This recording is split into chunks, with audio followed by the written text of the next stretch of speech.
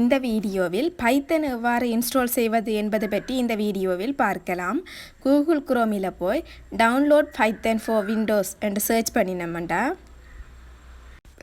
அதில் வர டவுன்லோட் பைத்தன் அந்த லிங்கை கிளிக் பண்ணினோம்டா இந்த பேஜில் போய் டவுன்லோட்ஸில் போய் டவுன்லோட்ஸ்ன்றதுக்கு போய் நாங்கள் பைத்தன் டவுன்லோட் பண்ணிக்கொள்ளக்கூடியதாக இருக்கும்.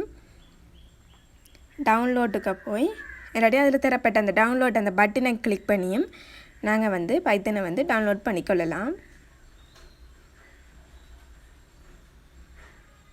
டவுன்லோட் ஆகி முடிஞ்ச பிறகு அதை எங்களோட பிசியில் இன்ஸ்டால் பண்ணணும்.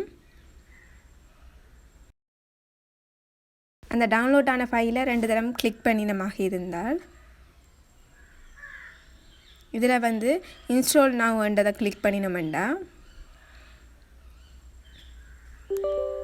எங்களுக்கு பைத்தன் இன்ஸ்டால் ஆக ஸ்டார்ட் ஆகிடும். இது இன்ஸ்டால் முடிஞ்ச பிறகு